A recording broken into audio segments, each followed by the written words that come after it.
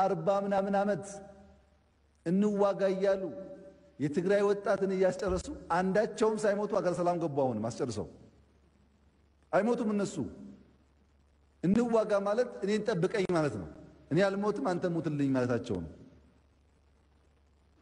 እና የማን ሞኝ ነው ለነሱ በአመት ዓመት ህይወት እየገበረ እነሱን የሚያኖረው?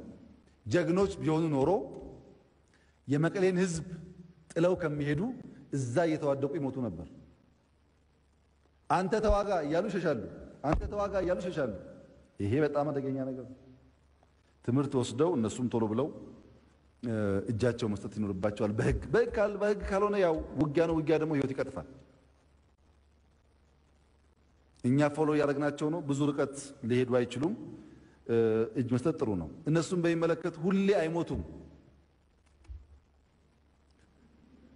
ከቤተ መንግስት ሲወጡ ቤተ መንግስት ምን ጉዳይ አለ? እኛ አዲስ አበባ ሆነን እናስተዳድረዋለን አሉ። ከአዲስ አበባ ሲወጡ ገደል ይግባ መቀሌ ሆነን አሉ። ከመቀሌ ሲወጡ ደግሞ ሀገረ ሰላም ሆነን ይላሉ። እንደዚህ አይሆንም፣ አይሆንም። እና ህዝብ እያስጨረሱ ላለመሄድ ቆም ብሎ ማየት ጠቃሚ ነው። የኛ ቀጣዩ ስራ ትግራይን መገንባት ነው። የትግራይ ህዝብ ከፍተኛ ችግር ያለበት በሬሽን ነው የሚኖረው። የተከበረው ምክር ቤት ማወቅ ያለበት በሬሽን ያም ሬሽን እየተቀነሰበት ቶሎ ብለን ህዝባችን አሁን ያለበትን ችግር እንዲወጣ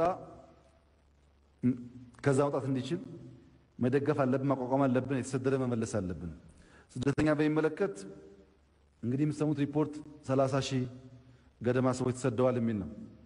የተከበረው ምክር ቤት እንደሚያውቀው ይህ የለውጥ ሂደት በሚሊዮን ሰዎች ተፈናቅለው መልሷል።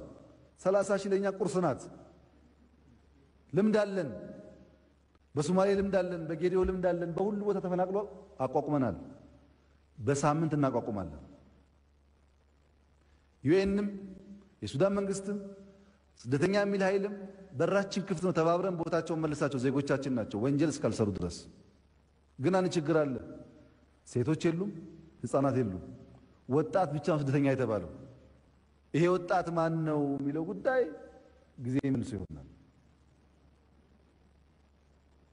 ማይካድራ ላይ አርዶ ሄዶ ከሆነ እና ማስረጃና መረጃ ከተገኘበት በህግ ይጠየቃል።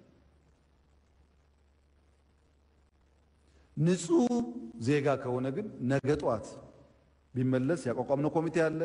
ዝግጁ ነን። ዓለምም በዚህ ጉዳይ ማገዝ ከፈለገ በራችን ክፍት ነው። እኛ ዜጎቻችን ውጭ እንዲቀመጡ አንፈልግም። ግን 30,000 ብዙ አታካብዱ። በሚሊዮን ተፈናቅሎብን እኛ አቋቁመን ስለምናውቅ ማለት ነው። እንደዛ የሚያስጨው ሰዎች ስላሉ ነው።